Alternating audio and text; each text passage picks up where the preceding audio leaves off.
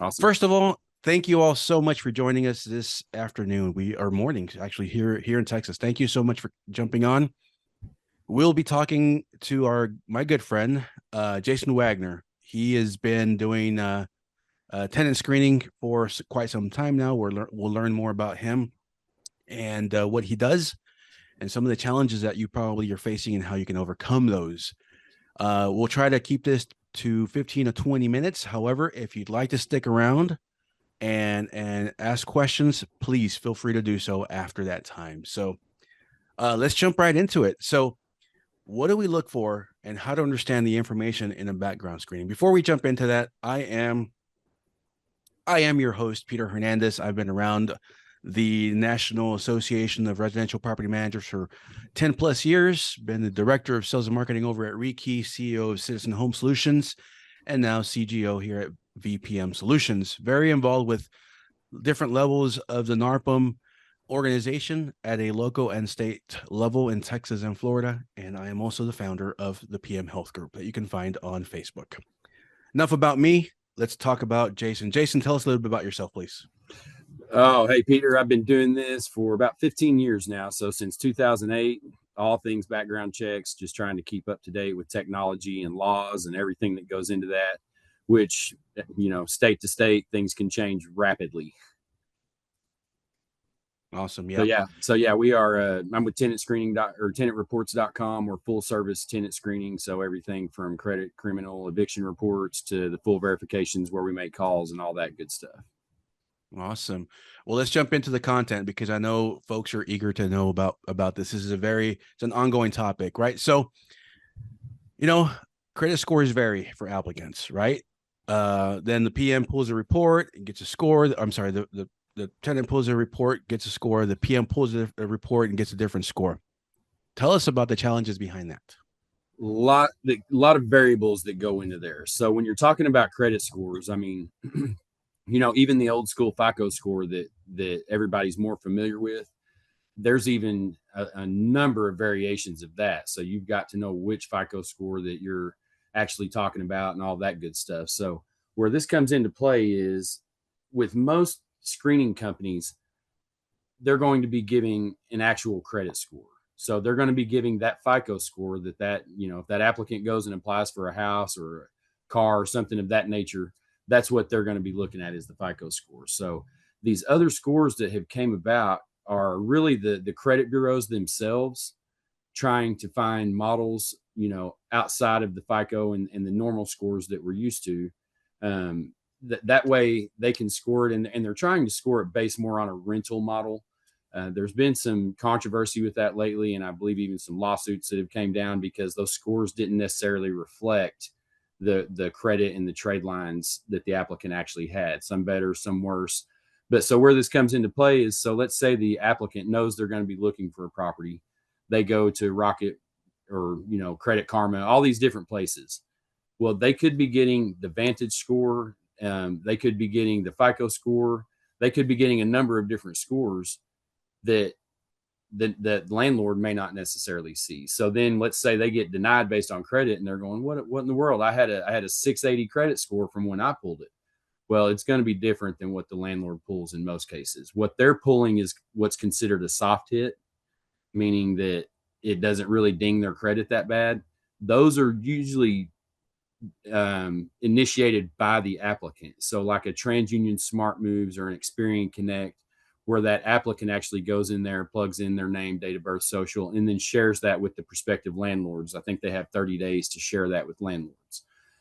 So when you go through a consumer reporting agency like us, or some of the other NARPM vendors that do tenant screening, that's typically going to be a hard hit, which is what you want. That way it shows who pulled that credit and when they pulled it. That's how we catch a lot of identity thieves.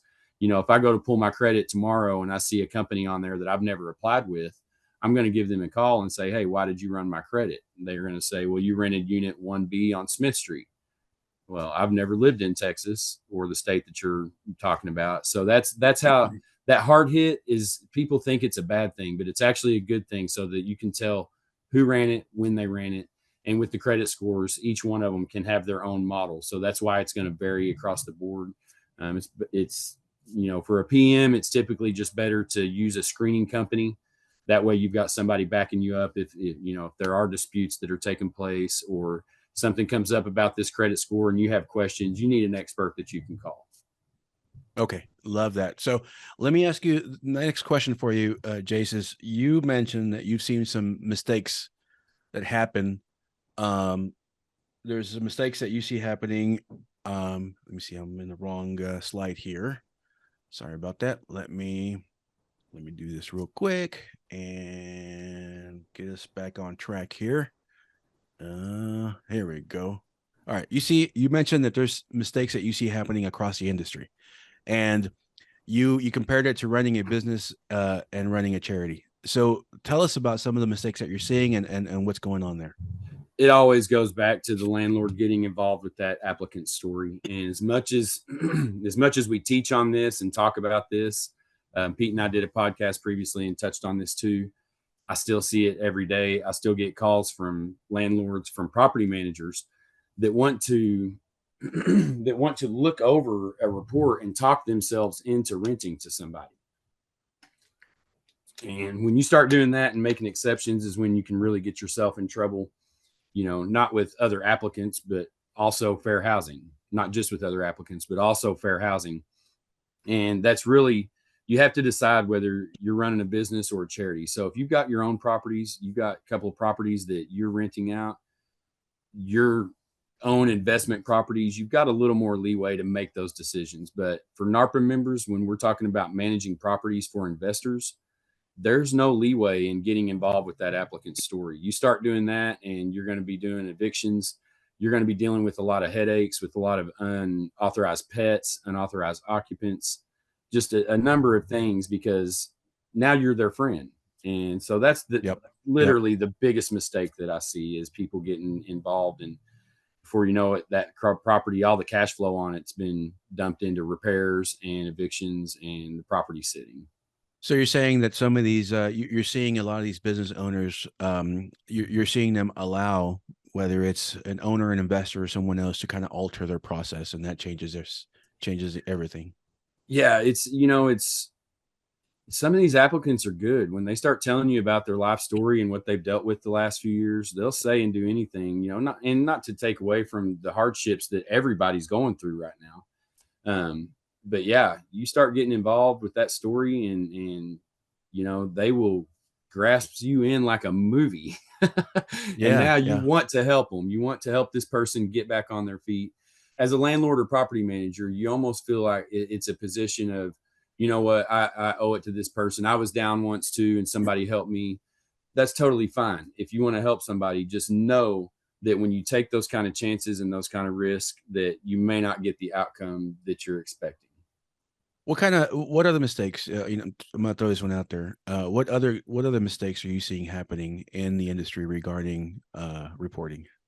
Well, when it comes to evictions, I mean, it's easy to, they've got good credit, good criminal, no eviction or no criminal, no eviction. So sometimes it's easy to make those quick calls to where it's like, okay, the landlord calls and the employment calls don't matter. These people look good, just put them on through. And then you start getting the stories on the problems that landlords have had with these people, or it may not even be something that's on their credit. We may find out that they owe a landlord money or two landlords money. And most property managers do not want to rent to somebody that owes a previous landlord money. It's just etiquette in the business. It's like, look, you owe them money. And especially in cities like where we're at, where everybody, in the specific industries, multifamily and single family, where people, property managers know each other and network together. So if you owe my friend over here that I know is a high integrity property manager money, I'm not going to take a chance on that in most cases as a fellow property manager. So yeah, jumping the gun a little too quick. I mean, we want to get these houses rented too, but the main thing is protecting these investments for the investors. I mean, if you've got an Absolutely, investor with two rent houses, that's the biggest investment they've ever made in their life, and you don't absolutely. want to rush those decisions. You can see how that's happening. That could happen more and more as some of these property managers see properties sitting in market, longer than before. And just talking, we were at the national convention last week for NARPM, and just talking with a few property managers. It seems to be that some properties, in these hot markets that were hot 3 months ago, now these properties are sitting 60, 70 days. And so it just makes a landlord more eager to jump in there and make a quick decision because they want to get that property rented. They want to get it cash flowing.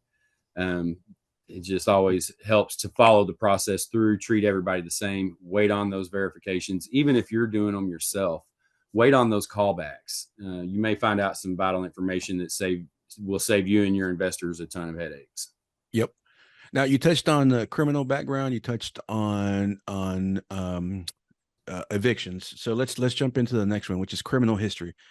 How's this searched, and how does it sometimes get missed? So criminal history, unfortunately, is only searched by name and date of birth. There's not a social security number or an ID number or anything tied to those. So what that means is somebody that's been married, maybe has a past maiden or a maiden name. Maybe they've been married a couple of times and have past married names or even nicknames in a lot of cases, so the real criminals know that they can slide by those checks by changing that a little bit. So they can give those variations, instead of putting Robert that I would have criminal history under, I might have enough documents to back up just putting Bobby on there or Bob. Um, there's a number of different, it's like my dad, for instance, his name is Bill. He's got everything he would need to put Bill on an application and follow the process through.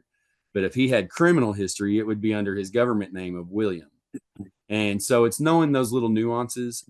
And with criminal history too, you just want to make sure that your data provider is not just giving you a data dump, is not just giving you every John Smith that's a sex offender across America. There's been a lot of litigation come down with that too. Anytime you're dealing with somebody's background, you just want to do it right. So what that means is whoever you're using for your criminal data, eviction data, you want to make sure that they're looking at those records and taking off those false positives.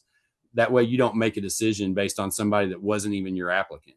Because at the point that you make a decision on it, they could potentially come after you if they've never been arrested in their life, never even lived in that state.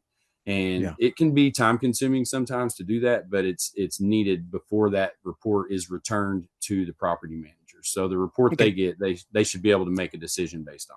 Okay. So how many years should a PM be looking for as far as criminal history? Typically, I mean, 7 years, unless it's a sex offense or a violent felony or something like that. In most cases now, criminal history is going to be looked at. If there's not a rap sheet, like let's say somebody got arrested for marijuana when they were 21, they're 30 years old now, never been in trouble since. In most cases, that's going to get pulled off there. That's not going to be returned to the property manager. And that's pretty much across the board. The FTC and the Consumer Financial Protection Bureau, these entities have been working really hard to put guidelines in place to help people not be discriminated against for criminal history.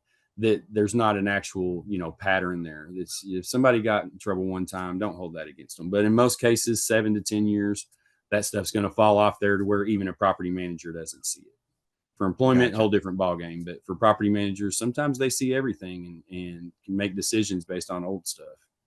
Okay. So you've given us a pretty good idea of what to look for, what to consider, what process to follow. Now we've got the applicant, we're ready to onboard them. What is the most efficient way to do that? So typically, most property managers are going to use their software or a third party application like ours, somewhere that they can have a link on their website. The applicant applies, uploads documents, uploads a selfie, uploads pet pictures, pay stubs, government ID, all of those things. You've got one central location where everything is stored and taken care of. So in most cases, they can pull in that applicant as a prospect. Then once they've leased to them and approved them, they would move them over into a tenant, and they can do that within their softwares. And it should be an efficient process. Excuse me. That application, I try to explain to everyone the importance of it when I teach on this. And I'll be at the Dallas NARPM this coming Thursday talking about a lot of this too.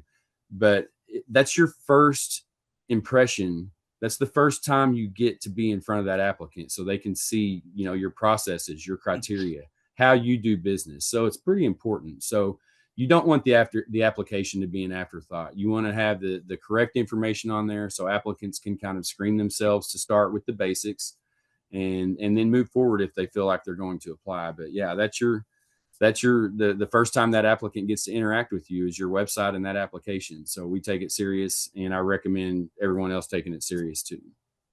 All right, that's a good one for sure. Uh, my next question's got to do with it was probably one of the actually it wasn't one of the it was a number one topic at last year's Texas style conference, and this had to do with identity theft. So tell us on that. What do you do? What do you guys do when you find this? Man, identity theft is one of those. So, and Pete can attest to this. So back in the day, we would come across them, and I think the first two that we had, we were gung ho on. Okay, we're going to nail them. We're going to do what we can to help. In most of the cities and places that we live and work, we found out that in Houston, it can take 20 to 30 days just to get a detective assigned to your case. So when you come across identity theft, you want to deny them based on fraud and let them work it out. It's hard to jump in the middle of those, and it, there's just so much gray area there that you need to worry about getting the property rented and moved on rather than playing detective. And so this comes into play where the property manager and the consumer reporting agency, us, need to be working together to look for red flags. Those red flags can come by the social trace. If that social shows deceased, or let's say that I'm 27 years old, but my social was issued in 1955, red flag. Now, if I'm 27 and my social was issued in, um, you know, 2009 or a few years after I was born, I think I'm 81 and my social was issued in 87. So, when it goes backwards is when you really start seeing the red flags, because the person wasn't even alive yet to get that social issued to them. Um, a lot of times it can come from the real person calling in and wanting to know what the heck is going on. Why are we running their credit? Why are we doing these things? And you have to work through it. And that's where it comes back to also having a CRA or a consumer reporting agency, a tenant screening agency that you can call on and count on to say, hey, what's going on here? We're getting these calls. Can you guys take a look at this? What are the So red tell us flags? a little bit about that. You said you would. This is where it's ideal that the property manager and the agency, you guys, are working closely together. What does Right. that look Because like? in most cases, they've interacted with the applicant at this point. So when we're getting the paycheck stubs, those are just a good reference. We want to get the employment verification. We want to get the landlord verifications, all the things that go into that, and then match up the data with the applicant. So the easiest thing now too is to have them upload a selfie. That way you can match their selfie with the driver's license. Quick and easy, painless to do, and can save a lot of headaches if that is not in fact the applicant that they're claiming to be. But yeah, it takes everybody. With identity theft now, we've seen things so good to where the identity thief had a driver's license, a social security number, was employed under this name, to where we don't know who the real person is. I mean, it's Yeah. that good nowadays. So it takes all of us being on our toes when we're dealing with technology and hackers and all of these things.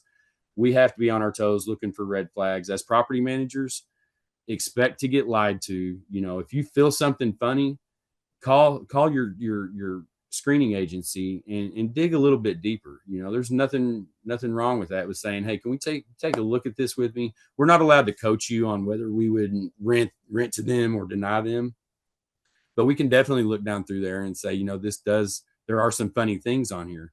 You may see some different names on the credit report or the social trace that are popping up, and it's like, where are those coming from? So Anything like that out of the speaking ordinary. speaking of some of those things that you can catch, and some you may something may look a little funny. There's a question here from one of our attendees, and it says, "How can you check when the social was issued?" Do you have the answer to that? Yes. So with us, for instance, and this may be the case with a lot of companies, we run what's called a social trace. So it's not an end all be all, but anytime you use your name in conjunction with your social, whether you're applying for a loan or putting your data in online somewhere, in a lot of cases that social is and the name used with it are captured and put in this. It's called a social trace. and it gives you the year it was issued, the state it was issued, if the person that it was issued to is deceased. But not only that, it also gives you those alias names that are used with that social. So that means for us, when we're running criminal history, we can run criminal history on all those aliases. So if their name is Robert, we can run it on Robbie, Rob, Bob, Bobby. If they've ever used that nickname in conjunction with that social, we're going to see it. And in most cases, we see some that are just common nicknames that um, anybody with those names would use. So that's what's going to show up on the social trace. And along with that, we get about 7 years of past addresses. So that helps us when we're investigating criminal history or eviction history to see those past addresses where they've lived. Now, it's not going to be 100% accurate. Nothing when it comes to screening is ever going to be 100% accurate across the board, because we're dealing with people and data entry and all these things.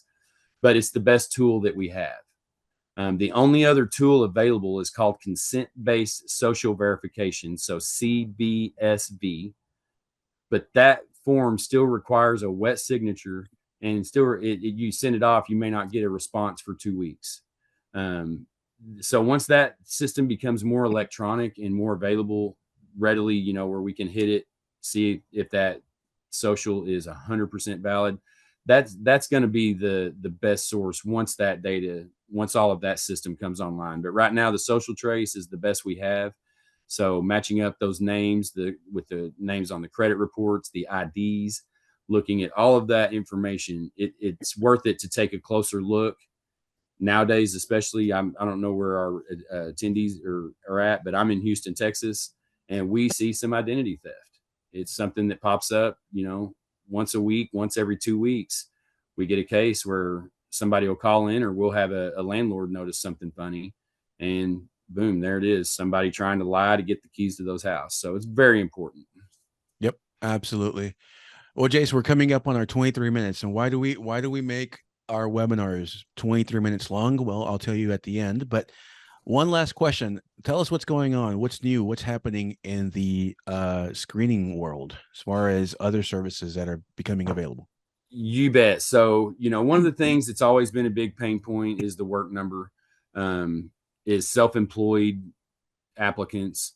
There's so many jobs now, influencers, Uber drivers. Somebody may not want to tell you, that they don't want to tell their landlord where they get their income, especially if they're doing things online that,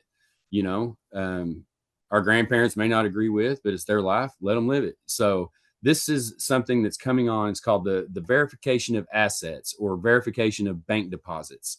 And so what this does is the applicants opt in. They get an email that says, we're going to check your deposits. And it's really the best verification, other than having to get the applicant involved. It's the best verification, because you get to see what is actually being deposited into their bank account. Can they afford the rent? Does that match up with what their employment was?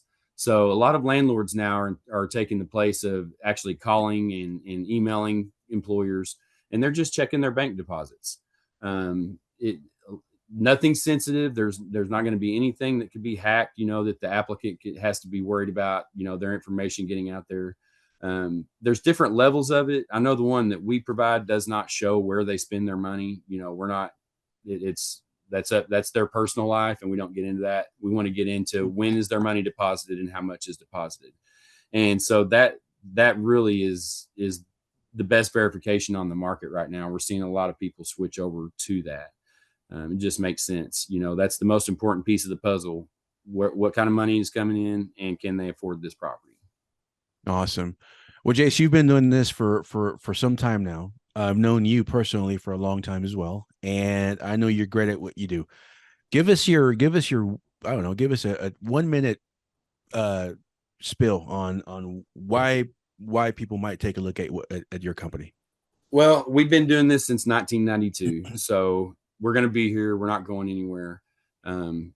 We just have the resources that landlords and property managers need. So when I talk about the work number, we're able to provide that within our packages. That's not a search that most people can provide at the price point to be able to sell it to property managers.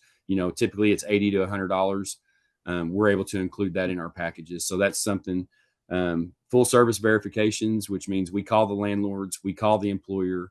If the bank deposit verifications, if you want those, not only do you get access to our services, it's not just a commodity to us. You also get access to our team, which my team's been with me a long time.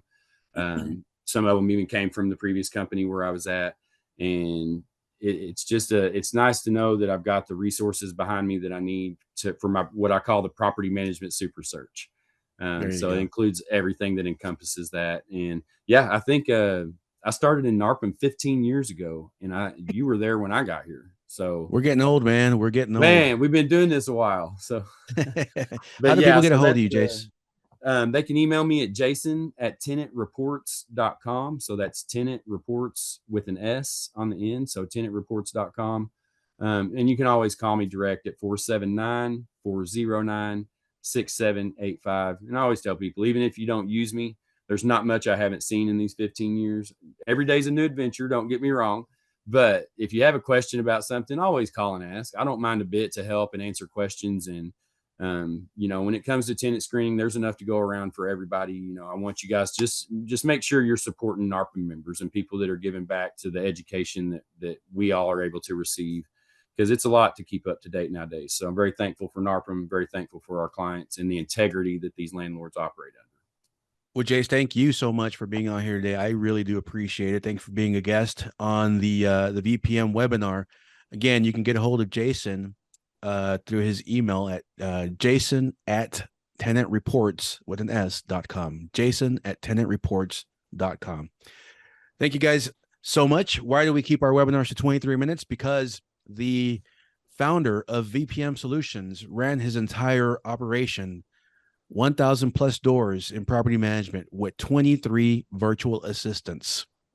23 virtual assistants and only 5 people here in the States. So that is why we keep our webinars to 23 minutes. We love to highlight the 23 VAs that Pete Newbig ran his operation with. Thank you guys so much for being on here today with us. Does anyone want to hang around and type in any questions? We'll hang out for a little bit. If you don't, we're just happy you joined us today. Thank you so much. Thank you all. Thanks, Jace. All right, we've got some folks raising their hands. Let me see. I don't know if can you unmute yourself? I don't know if that's possible. Vasti, if you can unmute yourself. If you cannot, let's see. You can probably use a question and answer box, and I'll do it that way. Unless you're able to. There we go. What is your take on CPNs? Oh, wow. These things are identity theft. That's what for the ones that don't know, that is called a credit profile number. And just to give you a little backstory on where this comes from. So I believe it was the 80s, maybe late 70s. There was some legislation that went before the House that talked about the Social Security number being so sensitive that we need a number in place of that. Well, that's where the credit profile number comes from. That never passed. So all the things that you will see surrounding that and all the verbiage and everything will tell you, hey, this is legal. You just need to pay $150 or $75. I guarantee you could Google it right now and probably buy one and set one up by the time we get done with these questions and answers. But what it is it's a fake Social Security number. So they'll take a new number that looks, same number of digits as a social, looks like a social. But what they're doing they're using fake trade lines and building whole credit reports and whole identities around these numbers. So for instance, if my credit's good and I'm involved in this stuff, then I could sell you my good trade lines, and these guys can take my good trade lines, put them on your credit report. And when I say they make this stuff look legit, they make it look legit. Now, what we're going to see in most cases with these CPNs is on a social trace, there's never going to be a year and all of that stuff that it was issued. It was never issued through the federal government. So, but again, this is why the consent-based social verification, the CBSV, was really started. I mean, something to combat these type of things. But there's times where a whole credit report could show up on a person and it be completely fake. There's not an end all be all to combat it, but it's identity theft. And if you find somebody that's using one or you see one of those red flags or anything like that, it's identity fraud, and they may even try to argue with you that a CPN is legal when in fact it's not. It's identity theft straight up. Even though the person that they're buying trade lines from may know about it and this and that, it's still being deceitful towards the property manager, saying these are my trade lines and I have good credit, when in fact their real credit under their real social is completely wrecked and sitting at 450. So that's where that all comes from. And it, it just Google a credit profile number or a CPN, and you'll see what I'm talking about, of the verbiage of how they try to make it look legit and talk themselves into using them. And I'll be honest, a lot of people that get duped into using these things really believe that it's a legal practice. They really believe they're doing nothing wrong and using somebody else's identity to get past a background check. So I hope in a nutshell, I mean, that's a little bit of Yeah. what's going on with those, but they're identity theft straight up. Perfect. So, Vasi, I just gave you access to speak. Does that answer your question? Yeah, thank you. And the reason that I'm asking is because I'm head of the screen department here with Key Renter, and we've recently started to see what we suspect it's this.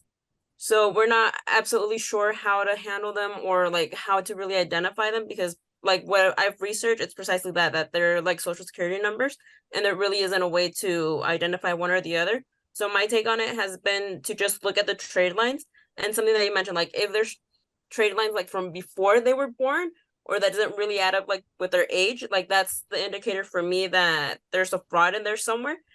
But some cases, like I haven't been able to find anything. And what really jumps, it's that we're screening applications and the application looks really bad and shady. Like references are Right. all over the place, but their credit is stellar. Like I'm talking about 750 or higher. So like that's where we have like some ground that we're like, is it possible? Is it not possible? But everything else kind of matches up. So that's why I'm curious to see like what are you guys doing, or what do you guys have on CPNs? Well, I like your train of thought. You know, that's exactly what you're looking for, are those red flags that don't match up. Age, time of trade line, things of that nature. But you're right. It's there's not a real combative way to address those right now.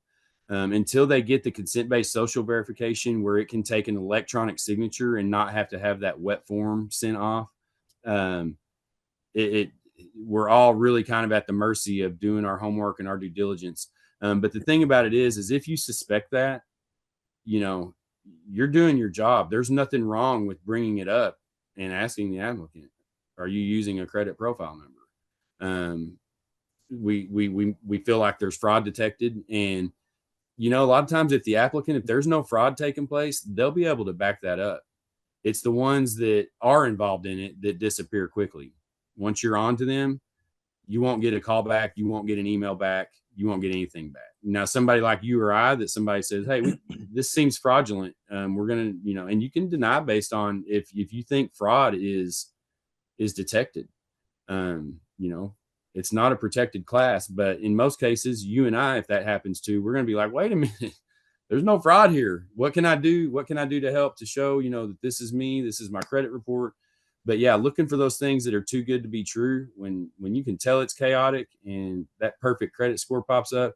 A lot of people, they're not that savvy. They will do those things. They will, just like when a teenager cheats on a test, they won't give themselves an 86. They're going to give themselves a 100, and they've never gotten a 100 in their life. Right. So just the things that we expect from applicants, but your guard should always be up when we're talking about protecting these investments. And I like the way that you approach that, where you're looking at the dates of trade lines, you're looking at the whole the thing as a whole. We can get tunnel vision sometimes and then talk ourselves into, "Oh, that was just me being paranoid," when there's nothing wrong with asking. There's nothing wrong with having that conversation of, we don't condone, we don't lease, we don't do anything with fraud and identity thieves. Because the thing about it is, if you're dealing with an identity thief, in most cases, it's going to be someone close to them that they're stealing it from. And you don't want them anywhere close to you or your properties. Get them moved on down the road so that they're not tempted to steal something off your desk, or, victimize somebody in one of the units next to them. Right. Well, Thank you. thanks, Jace, for that question. Yeah, I appreciate it. anyone else? I know this is a very, very hot topic. If you raise your hand, I can give you access to the mic and you can ask away if there's any questions regarding whether it's the reporting, whether it's how to catch fraud, how to do the onboarding or any of that. Adverse action, your denial letters. If you guys have any questions based on that, there's so many variables that go into tenant screening, and yeah, we have to be on our toes. That's why your relationship with your screening company, it can't be an afterthought. They need to be an extension of your team. That's what I always tell people. We're working together. We're an extension of each other's team, and we're doing our best to protect these investments. When you've got people running around with fake social security numbers and fake trade lines and alias names and all the things that they're trying to hide. And, then there's certain counties like Cook County out of Illinois, they don't return everything. Just because you run a criminal search there doesn't mean that they're going to give everything back. So it's knowing your areas, knowing your states, knowing your laws.